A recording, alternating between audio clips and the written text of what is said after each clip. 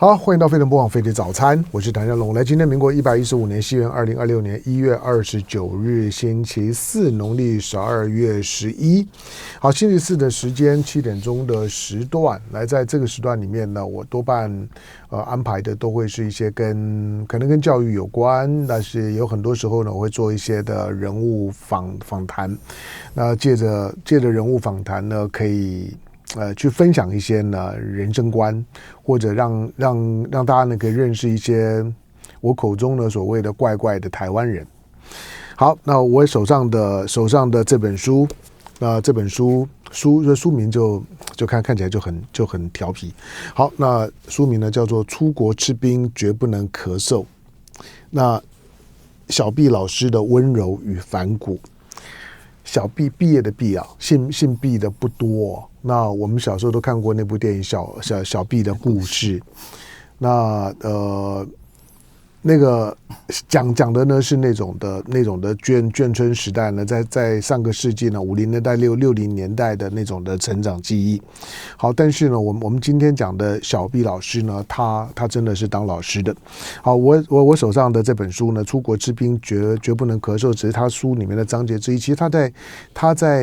他在很带点趣味性的，也很细腻的书写自己的人生故事。书呢是远流出版，那为他呢写推荐序的呢有好几位呢，其实都是曾经是我的节目的来宾。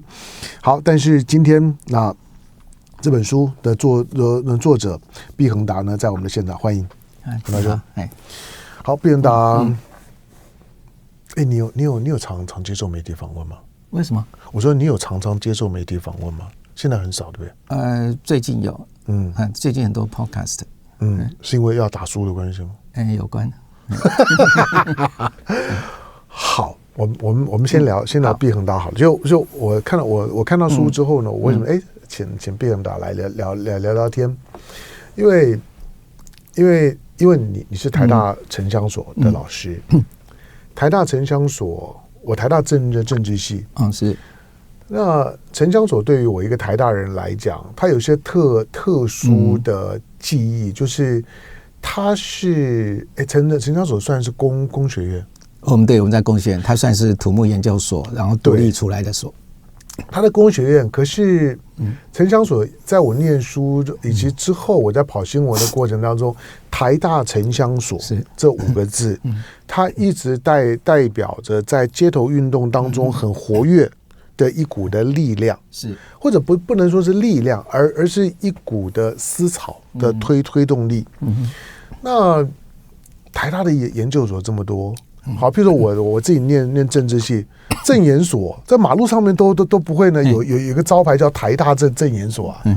但是台大城乡所在那个台湾的社会运动风起云涌的过程当中，包括了就是像是无壳瓜牛运动的崛起的过程当中，城乡所呢，它不只是在学校里面，它挂着台大的招牌，象征着台湾的整个的都市变迁，以及都市化的过程当中，那许多的思想思维。概念的供应者，同时呢，在街头运动当中呢，也经常扮演的第一线的，不止冲锋线现阵，而是出谋划策的角色。为什么？像我是民国我看69年的时候大学毕业。你几年次？我48年次。48年次，69，我70年进台大了，对，所以你大五届，好 ，OK。然后那时候69年毕业以后念土木研究所，然后那个时候是叫做交通遗嘱都市计划组，好，那就只有王宏凯跟夏祖久就2位老师，那个时候其实尚未解严，好，可是2个老师呢，王宏凯老师他是哥大毕业的。他原来的博士论文写的是量化模型的都市模型这类研究，可是回台湾之后，他做了很多这种就所谓的社区参与，在当时现在觉得很普遍啊，可是当时算是很特别，就是说他们会到，譬如说晚上大家下班之后，他在一个社区里面摆一张桌子，里面有一些零件模型什么，请居民来想象说。我希望我的社区以后变成什么样子？就当时已经有这种很直接的居民的参与到他们的生活空间的改造，很有实践力啊。对，而且那个时候就是刚刚讲说，还是在解严之前。那夏筑久回来之后，他做比较多，当年在他去伯克利之前，他做比较多的事情是在做那种就是历史保存的工作，澎湖天后宫、林家花园什么这一些那也跟当时台湾就是有那种就是乡土文学论战，然后开始临安太古厝跟这些保存的这些东西有关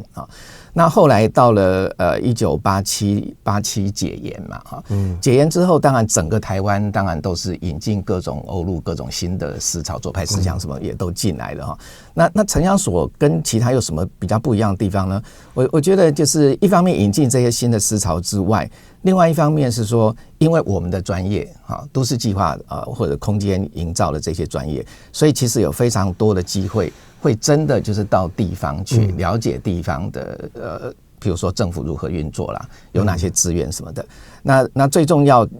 的，我觉得是城乡所接了很多我们叫做县的综合开发计划。好，那所谓县地方县市，对，所谓综合开发计划表示它是一个全盘性的，譬如说那时候还叫台北县或者说宜兰县，整个县我们有一个非常长期的愿景，说那到底要往哪个方向发展，土地怎么利用，交通怎么建设，然后里面有教育部门，然后可能有什么交通部门、经济部门，各种部门都有。所以城乡所就有一群学生跟助理跟老师，他们实地的，他们可以进入，知道政府怎么运作，也知道有哪些资源，好，然后提出一些就是空间改造一些具体的未来的想象。那我觉得这个会跟其他的社会科学会有一点差别就说有很多当时台大的学生，他们会很想考城乡所，原因是因为这边不只是有一些引进新的理论，而是他除了用这些理论观点针对台湾的现实做一些批判的观点之外，他还可以具体的举出说我们有一些理想，我们有一些规划的愿景到底是什么。所以它是理论跟实践某种程度是可以比较结合的一个学门。那我觉得这个是跟政治系跟法律系或社会系是有一些不一样的地方。也是这样可以吸引非常多优秀的年轻人来城乡所念书。那我们的这个专业又是一个非常开放，就是说会来念书的，我们有文学院的，有外文系的来念，我们也有护理系，也有医生、牙医，就是人类系，反正各种系所的人都有。所以它可以汇集了非常多，就是各个学门里面有志，就是对台湾社会非常热情的一些学生来念我们所。好，毕恒达在这学校念书教书的那段时间呢，是台大城乡所非常品牌化，然后同时非常活跃的时刻。他同时也是台湾的本土运动。台湾的本土运动虽然大家都用这政治性的理解，但其实它也有很多是关乎到台湾这么小的地方的一些的空间的发展，不管是从国土规划啦，或者说区域计划啦等等，或者都市计划这些呢不同层次的这些呢空间规划的一些思想的辩论或者辩证的过程当中，城乡所经常都扮演着领头羊的角色，乃至于呢，在我刚刚讲的无壳瓜牛运动那种的带有强烈的左派的这种的阶级反抗的色彩的运动的时候，那城乡所呢经常都在第一线。好，那大家到因为夏大柱流老师他在这过去当然我访问他很多，所以跟他的互动比较熟，但那时候我就隐隐约觉得毕恒达，我记得夏柱流跟我提过但是我一直都没有机会的访问毕恒达。好，但是呢，当书出来之后，我觉得这个时候呢是可以呢找到毕恒达来聊聊天的时候，好，就是说好，那在我就讲毕恒达好了，你念土木的，是，那当你走进城乡所的这个领域的时候，就你个人来讲，为什么？以前就说我们那时候在高中、大学联考的时候。其实对于学科他们实际的内容其实并不太有概念那就是男生理工。你高中念哪里？建中的对，所以男生读理工，女生读人文，好像是一个很理所当然的一个人生的规划路程。那所以我就念理工，就考工学院工学院要进那时候是电机机械嘛，化工土木。对，那实际里面内容区分我们也不清楚，就按照前一年的分数，没错，分数到哪里就到哪里，所以我就进了土木系的。那进了土木系之后就是说没有特别喜欢，可是也没有到讨厌。功课就是不是很顶尖，可是也不是太差。所以大概就是这样子。可是到了就是说还是要想一下说我们未来人生规划嘛。那当工程师其实也无不可可是心里总觉得好像我对社会对人的兴趣高于我对纯技术工程的兴趣。所以我在大学的时候就是其实我觉得土木系也算是蛮特别的就是说土木系里面我们什么都学。我们除了学结构，什么钢筋混凝土，我们也学卫生工程，我们学水利工程，我们学交通工程、运输工程，所有这些东西都是我们的必修。所以我觉得是有这样子的训练之后，我想要转个领域跟人比较接近。那其实在我以前所学的这些，以前我们也学建筑都市计划，在土木系也都学，所以好像是这一个会是一个可以转向，可是还在土木的领域里面不至于有一个好像极大的跳跃的变化。所以那时候就决定考研究所，那我就是考交通遗嘱都市计划组。所以就这样转到都市计划组，然后再从都市计划组里面，我当时自己在写论文以及阅读一些国外的一些学术研究的文献的时候，我找到了一个我真正有兴趣的学术领域，就是环境心理学。环境心理学是为什么？就是我那时候在读一些期刊的时候就说我们会有一些就觉得读者就是必要知识我学一下，可是有一些论文你会读了觉得好有趣这个到底是谁？怎么可以写出这样子的研究？我也想要做这样的研究。那我发现很多我喜欢的这些论文的作者，他们背后有一个领域叫做环境心理学。虽然那个时候台湾还没有什么人接触这个领域啦，可是那时候我就知道，我出国，我申请4所大学而已，我就是要去学环境心理学。那环境心理学，我觉得它的特殊之处是说，他当然一定环境嘛，所以他一定关心空间嘛。那这个当然跟以前都市计划所学的两者是 match 的。可是他又有心理学，所以他又非常关心人的经验跟行为。那把这两个东西结合在一起，那对我来讲就是一个非常有趣的领域。对，它既跟我以前所学的空间的规划东西有关，可是又能够符合我对于人的这方面的理解的兴趣，所以就进入了一个这样环境心理学的领域。台湾当然在对你所学的领域来讲呢，参与了一个台湾可以说思潮非常活跃的那个阶段的时候，那城乡所在里面就有角色，就像毕彦达讲你对于这种的空间规划等等的想法的时候可以理解。那台湾在那个变化速度非常非常快，大概就是我们念大解严之后前后的时候，其实那个时候的台湾社会，今天回头去看的时候，我想我们的年纪差不多，你都会感到那个时候的社会每一天都在很剧烈的改变，大家都很想我想要做一些事情让社会有所改变。对，就是人跟人之间的那种的思想想法的那种的冲撞感，那个社会能量是非常强的。所以那个时候大家在讨论了台湾的社会力的问题的时候，就觉得那个台湾是一个充满了社会力、生命力的时候。总之呢，大家的意见都很多，但是呢，就是说那种的实践的欲望呢，都非常的强烈。台湾的空间是实验呢，其实在那个时候的，大家也讨论了很多。那个时候也是你们在学校里面，我觉得最能发挥的时候。那从你一个现在已经退休的老师来看，你如何看台湾的空间实验？我在城乡所的时候，我们参与到，或者说我有参与到比较大的城乡所最大的一个运动，可能是那个康德里的反都市推土机的事件那一个运动，我觉得就是我们手上几乎就是很多数的老师其实都参与。我觉得那个经验非常特别就是说，譬如说那个时候夏柱九他是比较是政治经济学取向的然后王宏凯比较是传统都市计划民众参与然后刘可强他是也是做就是社区设计参与的，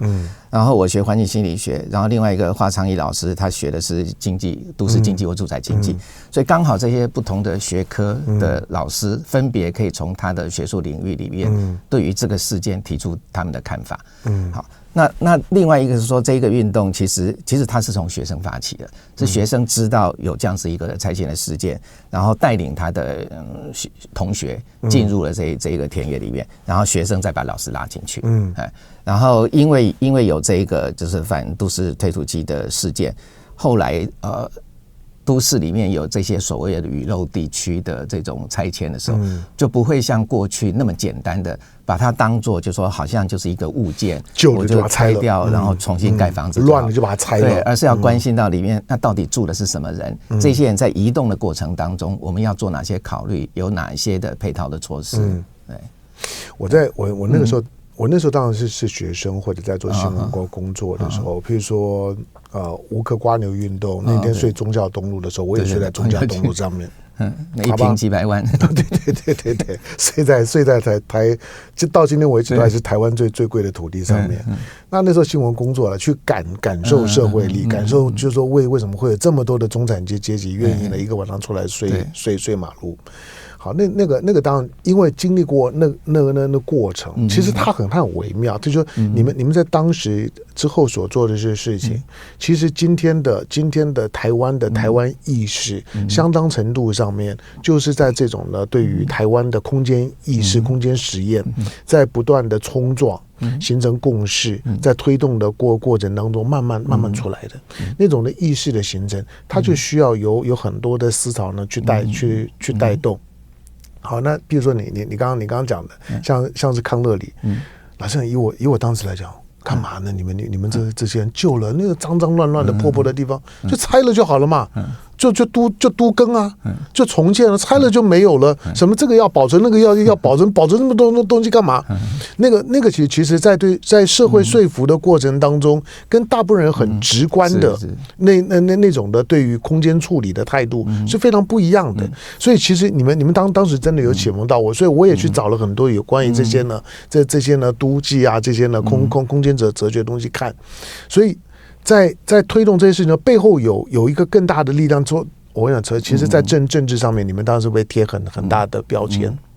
对不对？对，我觉得反贼就是当反贼。对局外人来讲就是台北市民，他们当然乐见于说有新的公园可以开发，当然可是我们看到的是说，那原来那个地方并不是一个空的土地，而是有活生生的人住在那一边。对，而且住在那边的人，他们其实是有历史因素，为什么会住在那边？那我觉得在概念上，我们也提出一些不同的想法，就是说，一般的居民会认为说，就是违建嘛，那违建反正就是非法，这土地是国家的，那你怎么非法的？我们把它叫做自营聚落。而是一个历史阶段底下，那你想想看，民国38年的时候，这么多人来，然后来，而且他故意选一个不侵占私宅，然后不侵占其他已经有人居住的地方，找到了一个没人要的坟墓的地方，在那边我们把它叫自营聚落。那这个是历史因素所造成，不是说有一个人然后硬要强占别人的土地，所以我们必须要回到这个历史的过程，然后理解说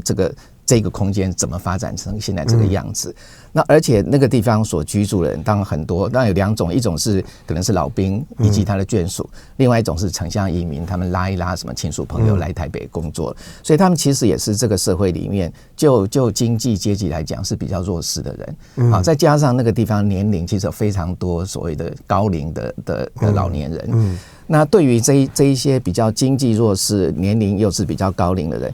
移动对他们来讲其实是一件非常重大的事情，而不是简单的只是我要搬家而已。所以我们当时其实是希望能够针对这个地方的弱势者，弱势就我们刚刚讲经济最贫穷，在贫穷线底下，然后高龄的这一些人，我们要给他一个事先的一个安置的方式。然后才把这个地方以后重建，并不是反公园开发。那我们当然也提出一些具体的建议啦，譬如说有一种方式是说保留一点点，不要太多。那个公园里面，譬如说假设然后10%或什么的，变成是盖一个类似像现在社会住宅的概念，让原地的弱势者可以用一种比较连续的方式，而不是直接迁到别的地方。另外一个，我们那时候有以地易地的方式，不就是异地重建。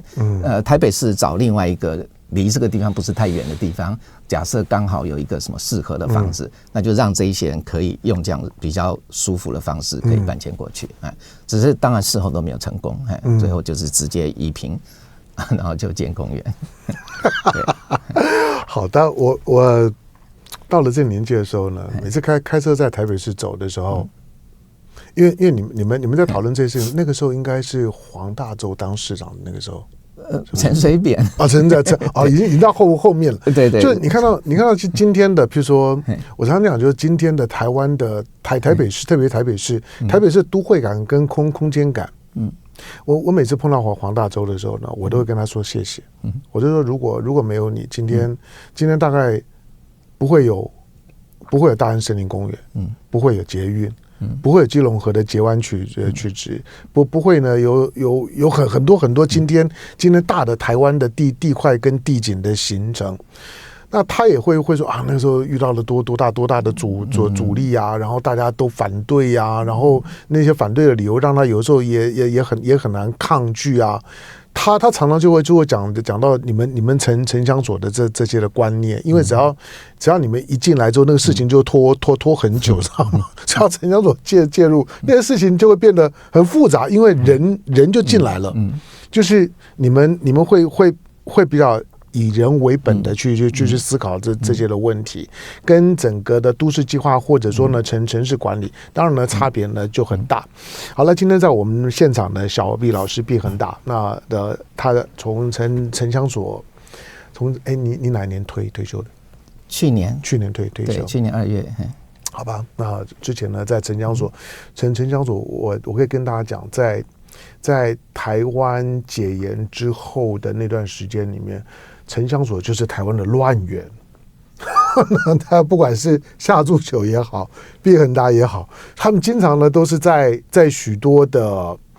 公共议题当中扮演了反派角色的，经常呢会提供一些质疑的，或者说呢比较有冲撞性的观点。但是长时间下来，你回头沉淀了之后，看他们当时的思维，那个时候的城乡所提供的是一个让城市比较有温度的想法。好，但是今天的毕恒大回头去看那段的时候，以及看今天的台湾的时候，他的感觉是什么？因为之后慢慢的，他们对许多社会运动已经不是光是城乡的问题，性别运动啊等等，他们呢都在里头。那进到广告回头之后呢，继续跟毕恒大聊。好，飞碟魔网飞碟早餐，我是唐家龙。那今天星期四的时间访问台大城乡所退休的教授呢毕恒大。好，那毕恒大在台湾的城乡所，现在因为台湾的社会运动的慢慢趋于安静，除了政治性的那种对抗之外，在我们刚刚讲的那个台湾的社会力激烈冲撞那个过程当中，虽然你也会感觉到呢，政治在里面呢是有角色的，可是总体来讲，在议题上面以及大部分参与者的出发点来讲，跟政治并没有直接的关系。对，当时运动我觉得非常广泛，有环保嘛，然后可能有原住民嘛，对，然后有性别嘛，农工，就是各个领域里面，不完全是狭隘的政治而已，对，大概都在解严前后这个阶段，其实非常的蓬勃的发展。好，我先解决一个问题，出国吃冰绝不能咳嗽是什么意思？要破梗吗？对啊，就是会破你的梗吗？这只是你的书里面的一个段落啊。对，书里面段落就是我的体质的关系，以及台湾的气候的关系，所以以前我曾经就是台湾我不能吃冰，一吃冰就会咳嗽。真的这么弱啊？对，然后可是气管很弱的。对，可是我去美国，我在美国吃哈根达斯吃什么东西都没事，对，所以就是出国不会咳，可是在台湾会咳。这个水土问题啊，我觉得是跟气候有关。台湾就是潮湿炎热，到美国去就没有问题。对，有啊有，我碰到很多年轻人呢，在台湾的时候呢，长满了青春痘，就去美国就不长了。当然并不这个我并没有说呢，去美国呢，像万灵丹什么的没有，你到美国会有其他的，对，会有花粉症，花粉症啊，那个也很烦的。对，你再回台湾就好了，对，就不会了。春天就很开心，但如果你在美国，你到了春天的时候，那个花粉就发作，那很痛苦的，很严重。好，那回头就是我们刚刚讲那种的社会意识的形成，好，那你念建中嘛，念台大，你刚刚也讲了，念书的时候其实不太对科系啊，对专业啊，其实并没有什么太严肃的想法，跟我们现在讲的说呢，就是男儿要立志啦，就有这样，其实并没有。我们那时候基本上面就填鸭式教育嘛，你功课好，你的科系是照着。去年是怎么排的，我今年就怎么填啊？去年是怎么看前年的，所以第一志愿呢就一直都是那个，第二就都是那个。但是你们在做的事情，那个很强的社会意识，在工科里面来讲是很特别的。除了你们呢学的是呢都市计划之外，就你这个人，你愿意去参与，同时在里面扮演了一些比较积极的角色，你知道我在问的是，就是你的那个在意识上面的启蒙跟转化是怎么开始的？对，我从那个土木系念2年研究所嘛，那我觉得我在念研究所的时候啊，就是说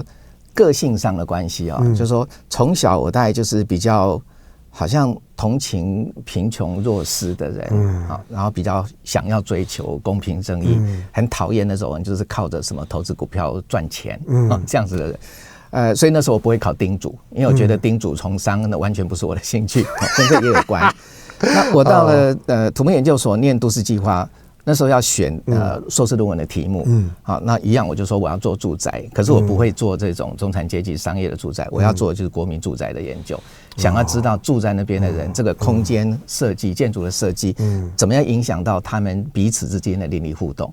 所以当时我的兴趣就是这样，比较好有情怀哦。我觉得你们这些，我碰到过几个像你们这种学都计的啦，学地政的啦，或者学这种的城乡所土木，很奇怪，就是我就在你们身上我都感受到这种的人文情怀。对，所以那个研究其实已经在结合空间跟人的经验了，大概就是环境心理学的领域了。所以后来我毕业之后当兵，当完兵以后又回土木系又当了2年的助教。那因为助教那个工作其实相对来讲其实是比较轻松的工作，我有很多的时间跟着课程或者我自己阅读更多的学术的书籍，所以我是在那个时候才决定我要出国留学，否则那个其实不在我过去的计划里面因为像我以前是从小乡下长大的，根本搞不清楚这个什么叫硕士博士。所以因为当这个助教2年，你小时候住哪里？我在立泽县，宜兰的那个是给力干。宜兰已经算台湾的后花园，算偏乡。那个立泽是偏乡中的偏乡，对，那是沼泽区啊。对，所以决定要出国留学，然后我知道我就是要念环境心理学，所以我就到了纽约市立大学的环境心理学去念那边的博士班。那我觉得就是这个学校本身就是一个公立大学，它专门可以吸收纽约市民，可是属于比较贫穷的各种阶级少数的人。否则有钱人就去念哥大、念常春藤盟校了。所以他会有非常批判的这种，就是来自于这个市民贫穷阶级人的观点。那环境心理学本身又是一个非常批判的学科，它批判心理学，它批判建筑、都市计划，才会有一个这个学门出现。所以我在这样子的一个学科里面在那边就是受教育，念了6年的书，所以自然学到了会从这种叫做从边缘少数的角度来看我们的生活的空间，不管是一个都市的，还是一个社区，还是一个住宅。那在这里面的话，我们就会特别关注，如果是阶级就是关心贫穷的人，如果是性别当然关心是女性以及其他的性少数。那如果是工作的领域，我们关心的是劳工而不是经营管理。如果是教育，我们关心的是学生而不是行政什么的老师的人员。对。所以在这样的观点底下，就是对于空间就会一套这样子的看法。对我觉得在你们很活跃的那个时候，当我们可以对我来说，对我的工作来说，在新闻工作看到一些能够为弱势者代言，因为弱势者的声音在都市变迁过程当中，如果没有代言，是不会被听到的。他就是在推土机前面被推过去就没有了。所以你们那时候所发出来的声音，我觉得对一个社会的温柔或者是成熟，其实都有非常重大的意义。我很好奇，因为我认识夏初九就是 OK， 每天都已经整个人都已经卷在里面，所以我很好奇呢，对你们这些城乡所里面的这些招牌老师来讲，你们到底是怎么想这件事情？好，那因为台湾的社会运动风起云涌，那许多的议题，有许多呢是在。倒不见是台湾本土，譬如原住民议题，它可能是台湾的本土的议题，但是也有一些呢是国外的一些的主流的一些的运动议题，那不只在台湾，而是全世界这种带有左翼色彩、带有批判性的、带有的这种的结构跟阶级反省味道的这种运动风起云涌。但是有一些其实已经完完全全脱离你们所谓的城乡所啦、土木啦、都市计划的范围，但是你们几乎都已经卷在里面了。是，对，就说这里面就是说你刚刚提到说，其实城乡所还另外一个非常重要的面向是性别的面向，所以只要提到就是说跟性别运动，尤其是性别跟空间的运动，大概城乡所会是一个非常重要的学术基地。那这个也跟当时就说解严前后刚刚讲说各种的思潮引进，那其中女性主义也是一个非常重要的思潮。除了政治什么这些左派的这些理论之外所以那个时候台大其实也是有一群女学生，她们其实是非常认真在参加各种其他的运动，劳工运动、农业运动什么各种运动，可是她们还是在这个运动的圈子里面或者运动这个行动里面看到里面的性别的你看怎么讲偏见还是压迫什么还是存在的，对，所以他们觉得，对他们就觉得说，已经是这样子的积极的其他领域的运动分子，在性别这个领域上还是非常的传统，非常的主流，所以他们就觉得说，那他们要从这些运动里面把一些这样比较有关心这个议题的人。他们要组一个属于女性的组织所以那时候台大在88年的时候就成立的女研社。那女研社跟城乡所那时候还是土木研究所关系就非常密切跟我刚刚讲那个也有关系，就是说整个城乡所在当时的相较之下就是一个非常批判激进的一个系所，然后又有实质改造的这种愿景的能力，所以它也吸引了一大批的女研社的学生，对性别有兴趣的学生，然后想要对社会有所实践，就来念城乡所。所以城乡所跟这个性别中就产生了非常紧密的连接。那学生在这个土木研究所后来88年的时候变成了城乡所，他们在城乡所里面一方面在学习，一方面他们其实对性别这个面向是非常关心的，所以他们自己也会主动就是组女性与空间读书会之类的，所以就在我们这边就形成了一个这样子的传统，就是在空间的营造上面可是会注入女性主义的观点。那后来我是在92年的时候回台湾那我在美国刚讲就是说我没有特别说我要学女性主义，可是我们环境心理学的学科里面本身刚讲就是非常关心每一个社会类别里面的少数者，所以大概几乎任何一个课程或什么多多少少大概都会从性别的角度里面去讨论到那个议题，所以回台湾之后我就开始就是在报纸写专栏，有的时候会写一些跟性别有空间有关的，有的时候就开始出去演讲讲这个议题，所以在95年的时候我们就跟这一群就是有非常多对性别有兴趣的学生就组了一个性别与空间研究室。然后这个研究室就非常积极，我们就我们那时候就是有运动有时候开记者会我们出版通讯然后演讲办工作坊，就是非常积极参与到各个层面里面。好，在我们现场的是毕恒达，毕恒达、陈小走或者毕恒达他们在很活跃的那个阶段的时候，台湾社会是个闹哄哄的社会，每一天新闻里面就是闹哄哄。你知道因为我后来进媒体，我到中时晚报，你知道晚报是一个非常都会型的媒体嘛，因为它寿命非常短嘛，下午的2、3点出来，对，所以要反映了当天的热门的议题。那个时候的中时晚报里面有一个组别呢，是现在你都很难想象，它不是光是什么政治组啦、经济组啦、体育组啊等等，我们有一个组叫新环境组啊。中时晚报里面有这样一个新环境，我那时候在新环境组里面，就是跑的新闻呢，就是各种的社会运动。跟我同一组的呢，还有一个叫董志生，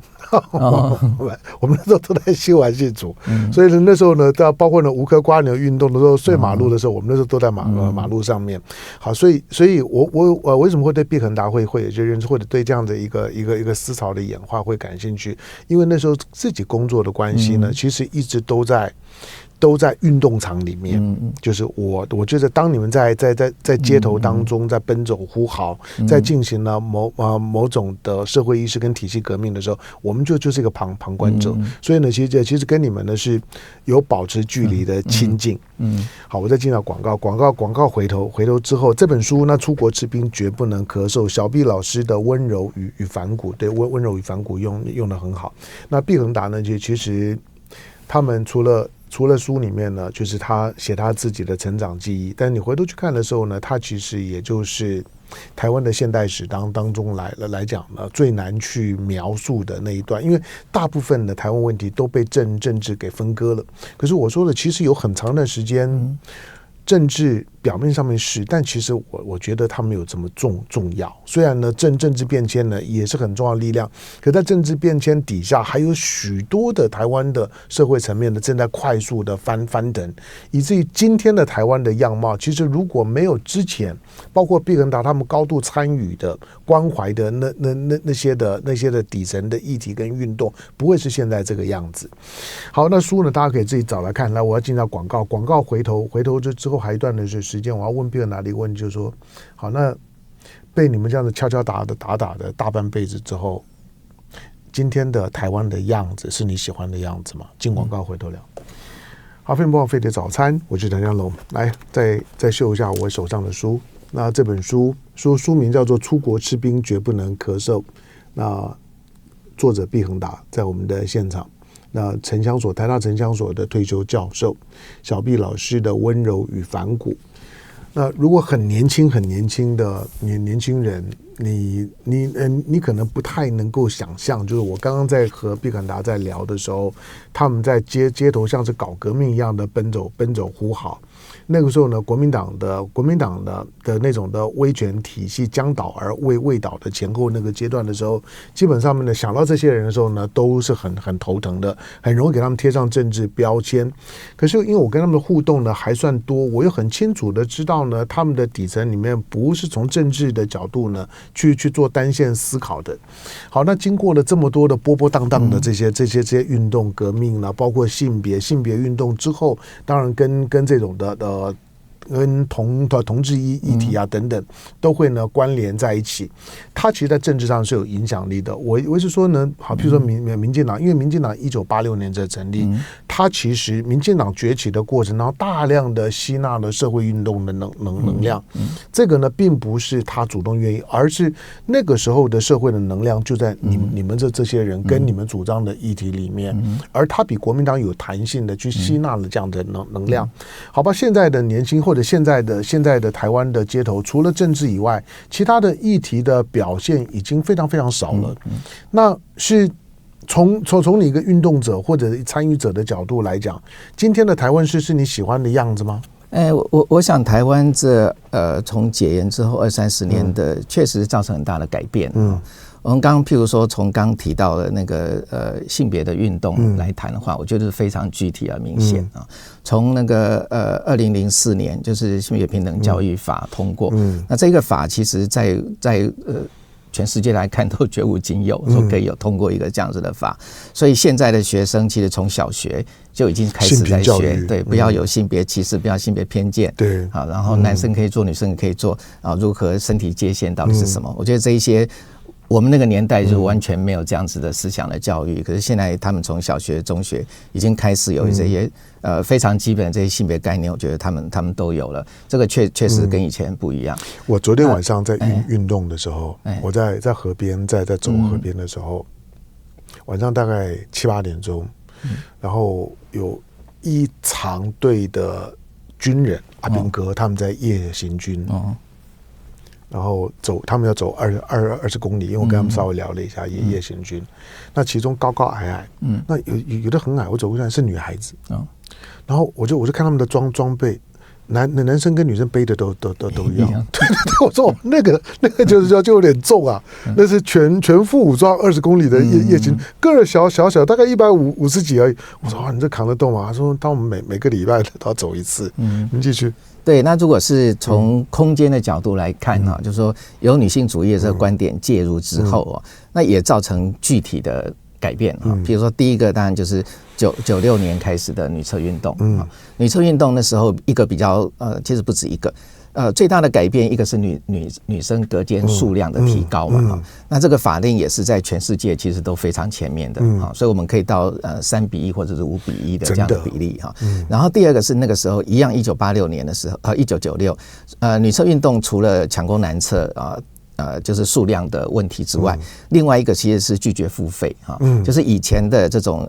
那种什么高速公路收费站还是旅游景点，就是女生厕所是要收费的，所以那时候因为透过运动的方式，那取消了这个女厕收费的这个制度，这也造成很大的改变。然后再过来的话，就是开始现在又在推性别友善厕所，就是不分性别的厕所那它当然就是一方面它是在就是有一些就是在外观上来看，你很难分辨它到底是男是女。对。那因此它男厕也不行，女厕也不能上。那怎么办？它要解决它的需求。然后第二个话是说，很多就是妈妈父母亲他照顾异性的小孩，好，那现在又是高龄社会，有些你要照顾异性的父母，那如果厕所是传统分男女厕，它也是男厕也不对劲，女厕也不能上，所以我们在推这个不分性别的这个厕所，那也确实就是说现在就是各级政府学校单位其实也逐步的一直在设置这种不分性别的这种把叫性别友善厕所或者叫全性别厕所，那目前我在做的是要推我们叫性别友善宿舍，也是宿舍几乎都是男女区隔可是学校我们现在已经没有女校了所有的大学都是，然后高中除了精英这些之外，那国中小也都已经不分男女，甚至是同班了那可是在大学里面，你任何的活动、修课、社团，那全部都是所有人都一起参与，可是就包出一个空间，那个宿舍是男女区隔的那我们现在就要想要推，就是说能够让不同的性别的人他们可以共同在生活在一个共同的空间里面，学习如何认识别人，然后学习如何彼此协商，如何解决他们协调他们之间不同的生活的方式。那目前也在推这个性别友善宿舍。对。那其他的当然还有女性很关心的都市空间里面，可能是比如说安全的议题怎么样透过各种安全空间的设计的准则，让女人在这个都市空间里面不再像过去觉得是一个那么样危险的空间。对，所以其实有很多这些不同的这些尺度或者面向，是在照顾到这个性别的空间的面向。好，因为这重要的台湾的社会运动的议题，必很大几乎都在里面。最后再让我追问一个问题：当你们面对到台湾的每个运动都一定会有一些的保守力量的质疑，甚至反扑跟批判的时候，你如何去面对这些力量？我想对啊，这个一定是免不了的。那我觉得那就没办法，就是沟通。然后就是用理论，或者是用我们像以前在运动的时候，怎么样沟通？我们觉得有3个很重要的东西哈。第一个就是说，我们所提出的理念背后一定都有理论在支持，它不是就是个人的经验随便说而已，它一定有理论支持。然后第二个的话，我们会有数据支持，一定有统计的支持，就是说这是一种结构性的现象，而不是因为个人的差异而造成这样的结果。然后第三个，我们会提供非常多的叙事跟故事，就让大家觉得好像感同身受所以如果有不同的意见一样，我们会提供这3种不同面向的资料，然后企图看能不能在这里面能够取得大家的理解。对。好，那个毕恒达讲的这些过程，现在虽然在整个社会面向上、新闻面向上面来讲呢，那些的各种的议题导向的社会运动，它不止议题导向，它也是价值导向的社会运动。你回头来看的时候，那些议题看起来都是小议题，就是有关于厕所怎么用，什么东西该如何，可是它背后所包含的那个就是说呢，价值的讨论跟辩证是非常非常重要的。而所有的社会的进步呢，它缓慢，但是经常呢都包含在这种的议题反省里面。那我这里先访问毕恒达，因为他们在过去呢都是运动的参与者，甚至里面是议题的塑造者。好，那今天呢回头呢去看那段过程，看台湾社会呢那20-30年的快速变迁过程当中激烈的社会力的这种的冲撞跟表现的时候，今天沉淀下来的时候，那个是一种的很特殊的生命经验吧。以后会不会再有，我不敢讲。但是现在的人呢，可能也不太知道毕恒达呢，在他们年轻的时候呢，他们到底每天呢在干啥。但是他已经形塑了今天的台湾人的生活的总体的样貌，有很大一部分跟毕恒达他们在过去20-30年在做的事情是有直接相关的。好，那这本书来出国吃冰呢，绝不能咳嗽。小毕老师就是毕恒达，小毕老师的温柔与反骨。那远流出版，那今天非常感谢到我们现场来分享他的生命故事的台大城乡所的退休教授毕恒达，感谢。谢谢你。来进广告。就爱点你 UFO。